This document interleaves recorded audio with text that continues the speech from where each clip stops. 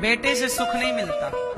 ये तो बेटा इसलिए चाहते हैं लोग कि सबको बेटा होता है, हमें भी हो जाए। क्योंकि बेटा नहीं होता ना तो दुनिया वाले ताने मारते हैं, अरे तेरे तो बेटा नहीं है, अरे फलाने की बहू के बच्चा नहीं है। बेटा ना होए ना तो दुनिया के लोग डंक मार मार के मार डालते हैं। तो बेटा लोग इसलिए चाहते हैं कि लोग हमें ताने ना मारें, बस इसलिए बेटा चाहिए। वरना बेटों से क्या हो रहा है, ना तो आजकल का बेटा अपने बाप का श्राद्ध करता, ना कुछ बच्चे पिंडदान करते, ना पुत्र होने के कर्तव्य पूरे कर रहे हैं। कहाँ बुढ़ापे में बच्चे सेवा करते हैं। आजकल बच्चे कमाने धमाने दूर निकल जाते हैं, आखिर बाप को बूढ़े में अकेले मरना पड़ता है। बेटे अपने बाप की चिता पे आग लगाने भी टाइम से नहीं पहुंच पाते, इतने दूर दूर, कोई अमेरिका, कोई लंदन, कोई जापान, कहीं कहीं रहता है। तो आजकल बेटे हैं पर वो आपके काम आने नहीं है, वो अपना देखने लग जाते हैं, मैं अपना देखूंगा। ऐसे ही जब उसका बेटा होगा वो अपना देखेगा, बुढ़ापा दुखद ही बीतता है। जबकि बच्चे पैदा इसलिए किए जाते हैं कि बुढ़ापे का सहारा होगा, पर आजकल देखने में लगता नहीं है कि बच्चे बुढ़ापे का सहारा बन रहे हैं। क्यों जी बन रहे हैं? बुढ़ापे का सहारा ना बहुएं बन रही हैं, कुछ बहुएं बन रही हैं, कुछ बेटे अच्छे भी। हम ये नहीं कहते कि बेटे सारे बुरे ना, कुछ बेटे कुछ बहुएं अच्छी भी हैं, पर 80% बेटे तो देखो माँ बाप का सहारा बुढ़ापे में नहीं ही बन रहे हैं। एक ही शहर में माँ बाप रहते हैं पर बेटा अलग गली में रहता है, बाप माता पिता अलग गली में रहते हैं। बोलो हाँ, शादी के बाद न्यारा हो जाता है ना। लोग कहते हैं विवाह के बाद बेटियां पराई होती हैं। साहब बेटियां तो पराई होती हैं विवाह के बाद, पर आज के युग में बेटियों के साथ बेटा भी पराया हो जाता है विवाह के बाद। जब तक विवाह नहीं होता तब तक बेटा अपना होता है, और विवाह के बाद बेटा अपना, बोलो मेरी माँ, अपना नहीं है। इसलिए अब ये मत कहो कि ये बेटा अपना है, पराया हो गया आपको। अब तुम्हारा बुढ़ापे में कौन ख्याल रखेगा, राम जाने। इसलिए बुढ़ापा, आजकल के बूढ़े डिप्रेशन में ज्यादा है, परेशान ज्यादा है। आजकल बूढ़ी अम्मा के पास कोई बैठता नहीं है, बूढ़े बाप के पास बच्चे बैठते नहीं है, अकेलापन रहता है बुढ़ापे में। जबकि बुढ़ापे में चाहिए कि बच्चे साथ में हो, कोई अपना हो, हाल चाल पूछे। आजकल तो बूढ़ी माँ मर जाती है, जब उसकी लाश सड़ जाती है, बदबू आने लगती है, तब लोगों को पता चलता कि यहाँ कोई मर गया। दरवाजा खोल खाल के देखते हैं, पता चला माँ मर गई। बाद में बच्चों को पता लगता कि भाई माँ मर गई, चलो।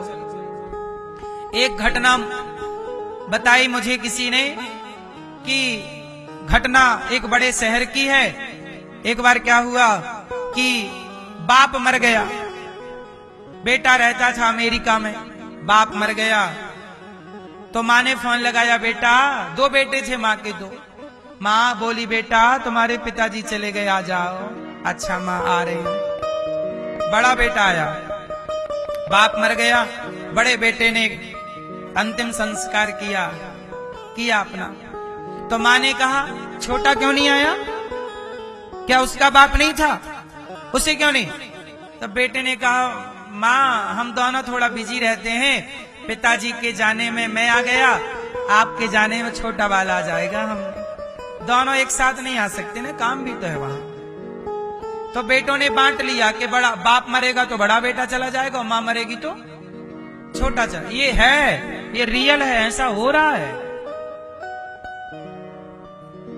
ये सब एजुकेटेड लोग हैं, पढ़े लिखे लोग, पढ़ी लिखी जनरेशन है, शिक्षित समाज आजकल ऐसा है।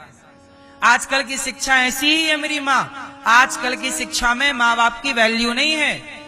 भारत में भी जो बच्चे पढ़ाई पढ़ रहे हैं, इस पढ़ाई में माँ बाप की कोई वैल्यू नहीं है। यदि माँ बाप की वैल्यू होती तो भारत के बच्चों को ये क्यों नहीं पढ़ाया जाता कि मातृ देवो भव पितृ देवो भव, माता पिता के बारे में क्यों नहीं पढ़ाया जाता?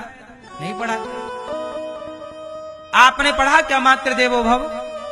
बोलो, 9वीं 10वीं 11वीं 8वीं 7वीं में कहीं पढ़ा मातृ देवो भव? नहीं मिला, कोई सिलेबस ये हमें मिले ही नहीं। जब मातृ देवो भव नहीं पढ़ा आपने, हमारे वेद पुराण कहते हैं कि माता भगवान है, पिता भगवान है। हमारे यहाँ श्रवण की कथा है, हम कहते हैं कि भारत के बच्चों को श्रवण की कथा पढ़ाई जानी चाहिए, स्कूल में सिलेबस में श्रवण का पाठ होना चाहिए।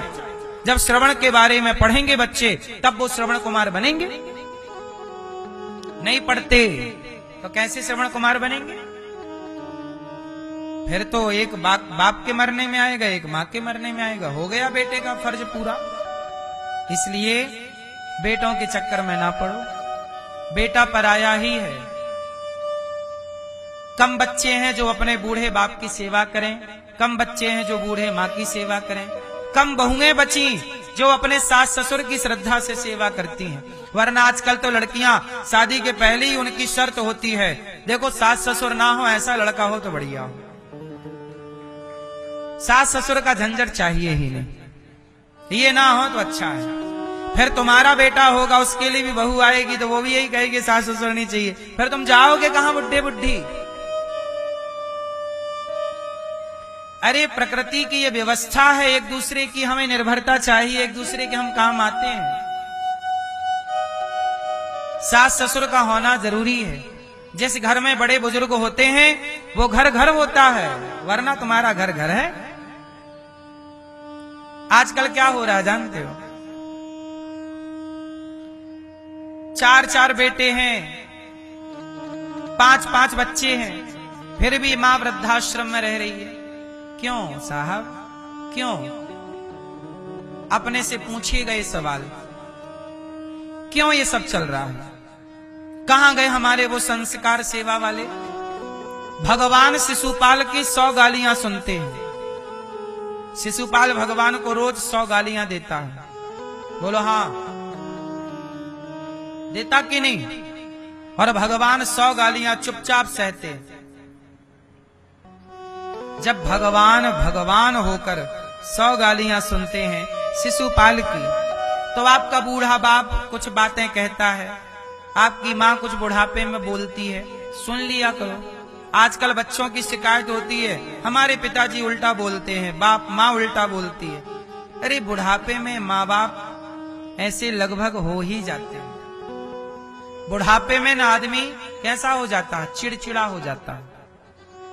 ये उसकी गलती नहीं है माँ बाप की, ये उम्र की गलती है। जैसे लड़कपन में छोटे छोटे बच्चे चंचल होते हैं, बच्चों की गलती नहीं है, वो उम्र ही ऐसी है। बोलो हाँ, छोटे छोटे बच्चे कैसे होते हैं? शरारती है, उद्यमी है, इनमें बच्चों की कोई गलती नहीं, वो उम्र ऐसी है। जवानी में जवानों की गलती नहीं है, उस उम्र की गलती है। अब कोई लड़की 18 साल की 20 साल की हो जाए, लड़का 18-20 साल का हो जाए, तो सारे लड़का लड़की नहीं, पर कुछ लड़का लड़की ऐसे हैं कि इस उम्र में भटकना स्टार्ट हो जाते हैं। गलती इनकी नहीं है, गलती इनकी उम्र की है, क्योंकि जवानी अंधी होती है और अंधे लोग रास्ता भटक जाते हैं। इसलिए गलती, यदि सही ज्ञान मिल गया, सही गाइड मिल गई, तो सही भी रास्ता पकड़ लेते हैं बच्चे कुछ, और नहीं मिल पाया सही ज्ञान नॉलेज, सही संगति नहीं मिल पाई तो भटक गए। उम्र की गलती। ऐसे ही जैसे लड़कपन चंचल से भरा होता है, जवानी अंधी होती है, ऐसे बुढ़ापा ना चिड़चिड़ा हो जाता है। बोलो हाँ कि ना? कैसा हो जाता है? चिड़चिड़ा। क्या बोल रहे हैं पता ही नहीं, जैसे अपना ट्रम्प क्या बोल रहा पता ही नहीं उसे, कभी ये बोल देता, कभी वो बोल देता, कभी ये कहना, पता ही नहीं। उसकी भी उम्र होगी बेचारे की, उसका कोई दोष नहीं है, उसकी उम्र का दोष है। वो उम्र जिसमें वो पहुंच गया ना, वो सठियाने वाली उम्र है। बोलो हाँ। कभी भारत को अपना दोस्त बता देता है, कभी भारत पर टैरिफ लगा देता है। दोष उसका नहीं है, उस उम्र में जिस उम्र में वो पहुंच गया है, उस उम्र में उसे भजन करना चाहिए, माला लेके भजन। शांति की उम्र है ये, भजन का समय है। बोलो हाँ कि ना? इसलिए सब चीजों की काम करने की भी एक उम्र होती है साहब। एक उम्र के बाद आप काम नहीं कर सकते, आपकी याददाश्त कमजोर हो जाएगी। बोलो हाँ। इसलिए बच्चों को चाहिए कि आपके माँ बाप चार बातें कहते हैं सुन लो, क्योंकि वो आपके माँ बाप हैं, वो आपके, और वो उम्र दराज लोग हैं, उनकी उम्र में उनकी अपनी सोच होगी। इसलिए छोटी छोटी बातें माँ बाप की पकड़ के ना, बहुएं बोलती हैं हमारी सास ने ये बोल दिया, ये बोल दिया।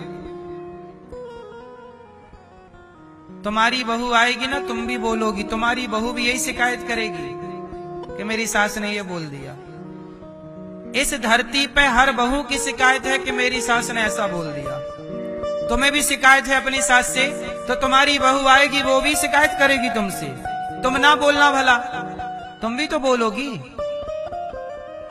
तुम बोलोगी ना अपनी बहू को, तो तुम बोलोगी उसे समझाने के लिए, पर वो दिमाग में लेके बैठ जाती है दिल में कि नहीं मेरी सास ने ऐसा बोल। ऐसे ही तुम्हारी सास ने भी तुम्हें डांटा होगा, तुम्हें अपना मानकर के मेरी बेटी है, लेकिन तुमने सास की बात दिल में ले ली। ऐसी तुम्हारी बहू तुम्हारी बात दिल में, ऐसी उसकी बहू उसकी बात दिल में लेगी। ये क्रम चलता जाएगा और यही शिकायतें रहती हैं कि मेरी सास अच्छी नहीं है, मेरी बहू अच्छी नहीं है, एक दूसरे को शिकायत रहती है। जबकि अच्छी दोनों है, बहू भी अच्छी है, सास भी अच्छी है,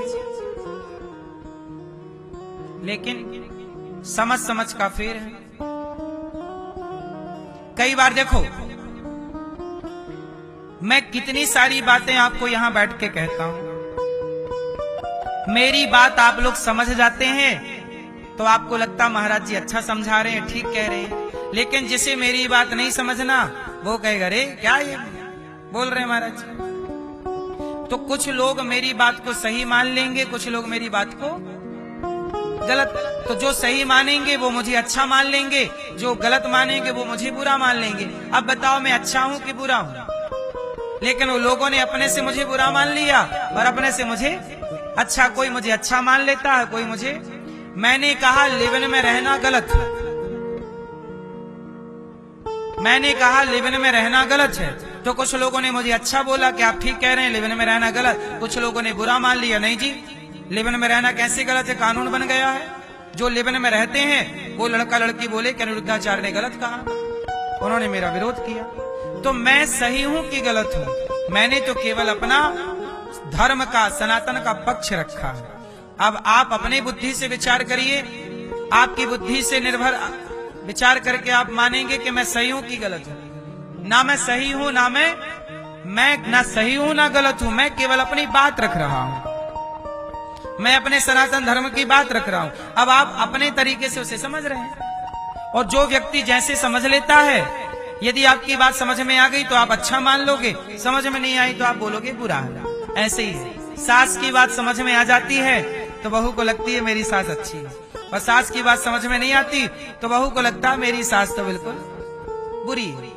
ऐसे बहू का आचार विचार समझ में आ जाता है तो सास को लगता मेरी बहू अच्छी है, और बहू का विचार, आचार विचार, संस्कार समझ में नहीं आता तो सास को लगता मेरी बहू बुरी है। जबकि बुरा कोई नहीं है,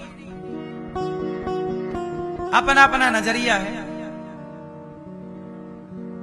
बोलो हाँ, इस संसार में बुरा कोई नहीं होता। आपको कोई बुरा लगता है? ना तो कोई बात बुरी है, ना तो कोई व्यक्ति बुरा है, बस नजरिया है। क्यों? सही है गलत है?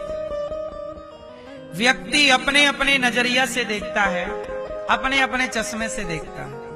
यदि आपका चश्मा गलत है तो आपको बात गलत लगेगी। माँ डांटती है, यदि बच्चा गलत चश्मे से देखे ना तो माँ का दुश्मन बन जाए, इतना डांटती है माँ, कई बार मारती है माँ, तो बच्चा तो दुश्मन बन जाए फिर माँ का।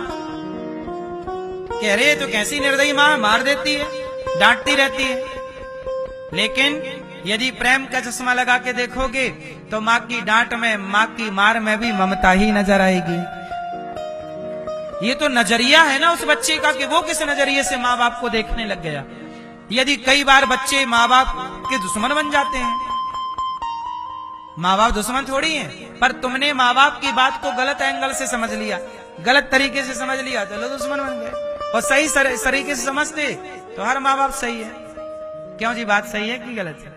इसका मतलब ये हुआ कोई बुरा नहीं, सबका अपना अपना नजरिया है। जाकी रही भावना जैसी, प्रभु मूरत देखी तिन तैसी। सब अपने अपने दृष्टिकोण से ग्रहण करते हैं। सुनो, सूर्य का प्रकाश होता है, सूर्य की गर्मी है, तिनका भी सूर्य की गर्मी को ग्रहण करता है, और सूरजमुखी भी सूर्य की गर्मी को ग्रहण करता है, तुलसी का पत्ता भी सूर्य की गर्मी को ग्रहण करता है, चींटी भी सूर्य की गर्मी को ग्रहण करती है, हम भी सूर्य की गर्मी को ग्रहण करते हैं। जिसे जितनी गर्मी चाहिए वो उतनी ग्रहण कर लेता है, तिनका को जितनी ऊष्मा चाहिए उतनी ऊष्मा ग्रहण कर लेता है, बाकी छोड़ देता है। तो आपको ये समझना है कि सूर्य का प्रकाश सबके लिए है। उसी प्रकाश को वनस्पति भी ग्रहण करती है, उसी प्रकार को चींटी सांप भी ग्रहण करता है, उसी ऊष्मा को, उसी प्रकाश को आप और हम भी ग्रहण करते हैं। जिसे जितनी जरूरत है उतना ग्रहण कर लेता है, बाकी छोड़ देता है। नदी का पानी है, जिसको जितनी प्यास लगी है उतना ग्रहण कर लेता है। ऊंट पीता है 50 लीटर।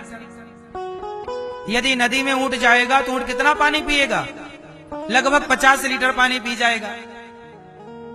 हम पिएंगे तो 4-6 चुल्लू पानी पिएंगे, अधिक से अधिक 1 लीटर पानी पी लेंगे। चींटी भी जाएगी, यदि उसे प्यास लगी है वो भी, चिड़िया जाएगी, चिड़िया पिएगी इतना सा। बोलो हाँ, पानी है नदी में, सबने ग्रहण किया अपने अपने ढंग से, अपने अपने दृष्टिकोण से ग्रहण की। जिसको जितनी जरूरत थी, जिस तरह की जरूरत थी, उस तरह का पानी ग्रहण कर लिया। ऐसे ही है कि संसार में सब लोग अपनी अपनी बातें रखते हैं, उनकी बातें लोग अपने अपने तरीके से ग्रहण करते रहते हैं। किसी को वही बात बुरी लग जाती है तो किसी को वही बात अच्छी लग जाती है। इसलिए ना सास बुरी ना बहू, ना पत्नी बुरी ना पति, वो समय कई बार बुरा हो जाता है और कई बार समझने के तरीके बुरे हो जाते हैं, गलत हो जाते हैं। इसलिए कबीरा इस संसार में सबकी चाहे खैर, ना काहू से दोस्ती ना काहू से बैर। सबसे भलाई से बात करो साहब, क्यों किसी से लड़ना झगड़ना। क्या हमें नहीं, हमें कोई बुरा नहीं दिखता। बुरा जो देखन मैं चला, बुरा न मिलिया कोई, जो दिल खोजा अपना। तो बताओ, सास बुरी के बहू? आपकी सास अच्छी है? सही नहीं? आपकी सास, आपकी मैया, मैया आप कैसी सास हो? अच्छी सास हो? अरे आपकी बहू कहाँ है? अच्छी सास बन के रहती हो? परेशान तो नहीं करती बहू को?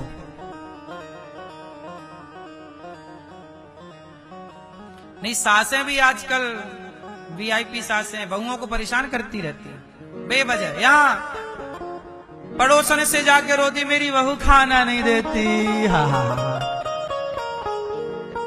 अरे भूख लगी तो अपनी बहू से कहो, पर दुनिया में जाके बताती है सास, मेरी बहू खाना नहीं। अरे तुम अपने घर का मजाक क्यों उड़वाना चाहती हो मेरी माँ? दुनिया तुम्हारी बहू का मजाक उड़ाएंगे, तुम्हारे बेटे का। अरे कैसा बेटा, खाना नहीं देता माँ को। दुनिया तो बैठी है तुम्हारा घर जलाने के लिए। सबकी बहू अच्छी बुरी होती है, सबकी सास अच्छी बुरी होती है, पर अपने घर की बातें किसी और से नहीं कहना चाहिए। इसमें क्या होता है कि आपके बहू, आपके बेटे को लोग अपमान की दृष्टि से देखने लग जाते हैं, समाज में उनकी बेइज्जती होने लग जाती है, बदनामी होने लग जाती है। इसलिए अपने अपने घरन का दुख ना कहियो रोए, अपने घर की बात किसी से ना कह देना, वरना दुनिया तुम्हारे आगे रो रो के सुनेगी, तुम्हारे जाने के बाद हंस हंस के बताएगी, अरे देखो उनके घर ऐसा हो गया, उनकी सास ऐसी, उनकी बहू ऐसी। लोग मजाक उड़ाते हैं। अपने अपने घर का दुख ना कहियो रोई, सुन इठले हैं लोग सब, बांट न ले हैं कोई। तुम्हारी पड़ोसन तुम्हें रोटी ना देगी, देगी तो तुम्हारी बहू, पर तुम्हें रोना पड़ोसन के आगे, अरे बहू रोटी नहीं देती, ऐसा कहती है। और जाके खा रही हो घर में ही, खाएगी घर में ही और रोएगी घर के ही रोना। कई बार माँ बाप भी बहुत गलत राह पर निकल जाते हैं। हर जगह बच्चे ही गलत नहीं होते, कई केस में माँ बाप भी गलत पाए जाते हैं।